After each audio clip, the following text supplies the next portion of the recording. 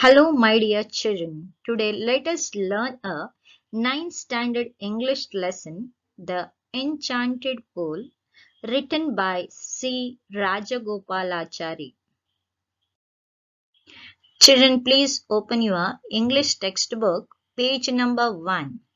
Here, there is an exercise for you to find out the qualities of a man. When we talk about persons or people, we discuss their qualities. They are classified into two types. They are desirable qualities and not so desirable qualities. Here in the chart, you can find the qualities. Later, we will classify them. Now, let us read the qualities.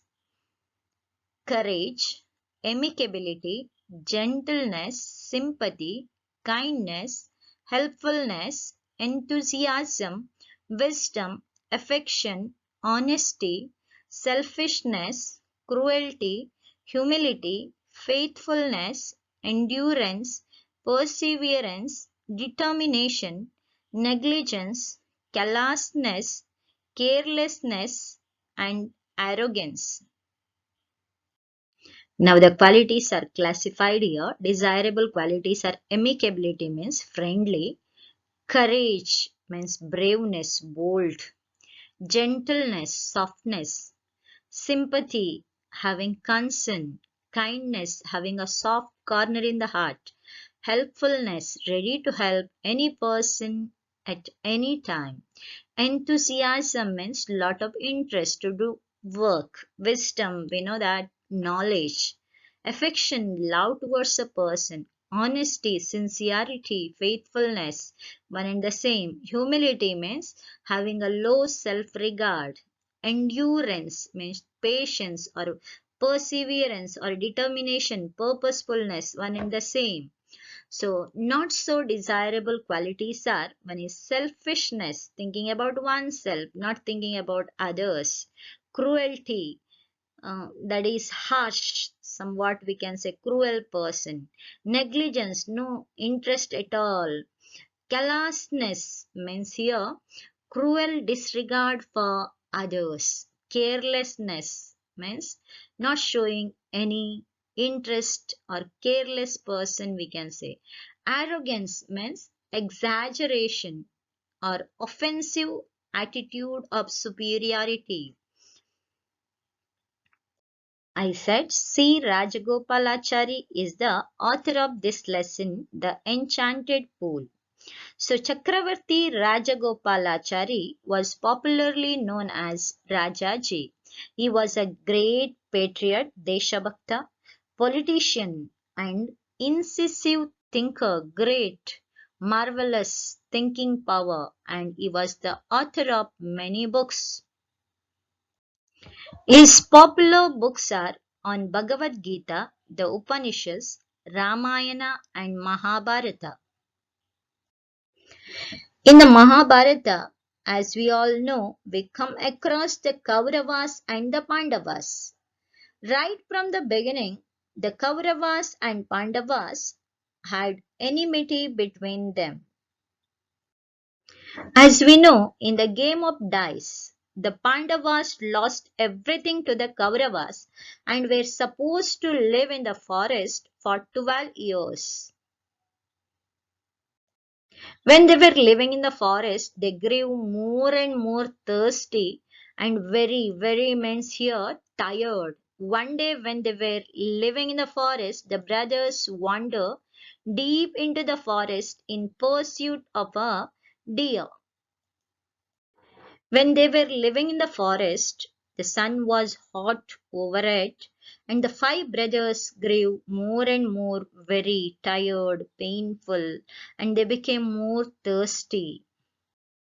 Because they were tired, among them Yudhishthira sank down, sat under a tree to rest, and said to Nakula, Brother, climb that tree and see whether there is any pool or river nearby. Nakula climbed the tree, looked all around, and said, At a little distance I see water, plants, and cranes, means birds. There must certainly be water there.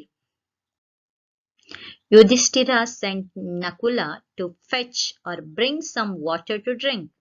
Nakula was very happy or glad when he got the place and saw the water there in the pool. He was very thirsty himself, so he thought of quenching his thirst first, means to drink water first, and before taking water in the quiver for his brother, he drank the water. Here, quiver means the case where you keep the arrows. But no sooner, without late, Nakula dipped his hand in the transparent water. He heard a voice which said to him, "Stop, Nakula, do not drink this water. This pool belongs to me. O son of Madri, answer my questions and then drink the water."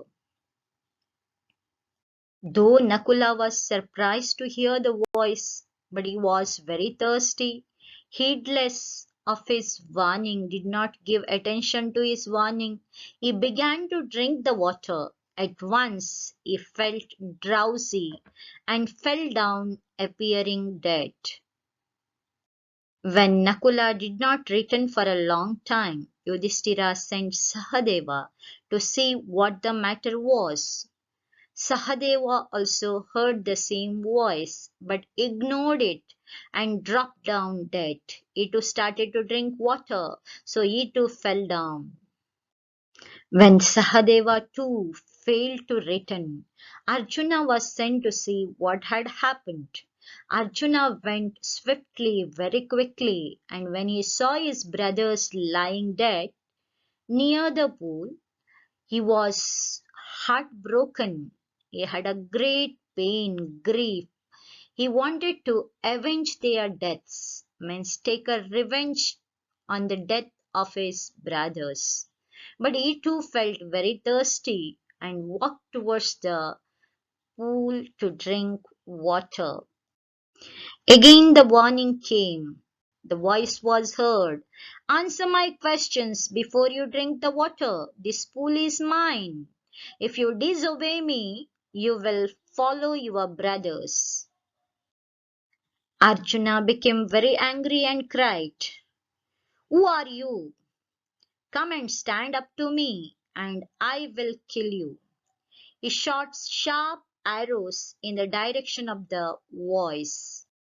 The invisible being or voice laughed and said, "Your arrows can't touch me." Arjuna wanted to destroy this unseen foe, means enemy, but first he had to quench his terrible thirst, means he wanted to satisfy his thirst. So he drank the water and he also fell down dead.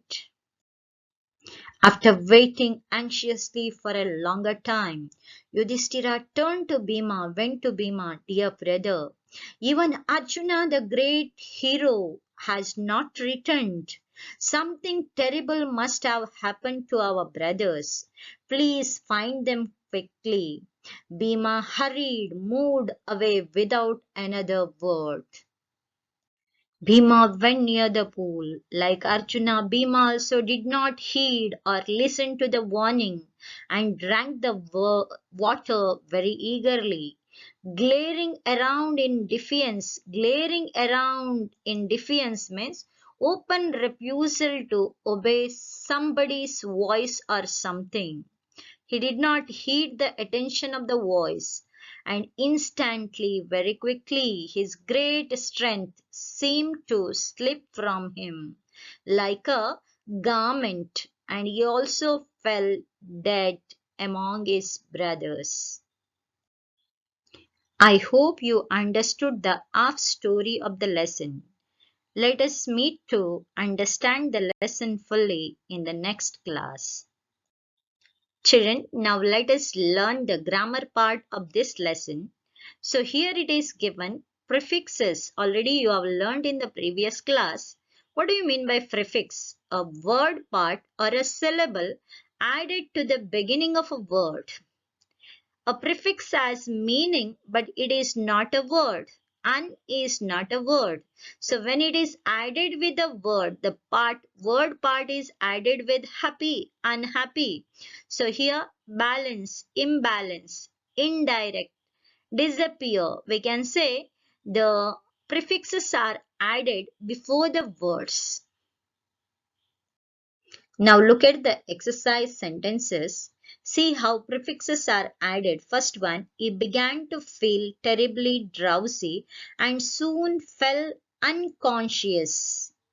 Un is a word part added to conscious and it becomes unconscious. The invisible being laughed in scorn. The Yaksha was pleased with Yudhishthira's impartiality. Im added to partiality, impartiality. We can understand that the adding one part of a word, that is we can say prefix, and it becomes a opposite of the same word.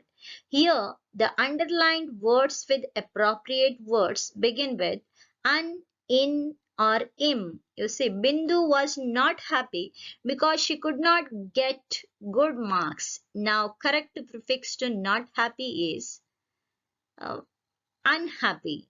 So it is not possible to sing like Bhimsen Joshi. Not possible. Impossible. Anusha could not go to school because she was not well. So unwell. It is not wise to study overnight during exams. Not wise. Unwise.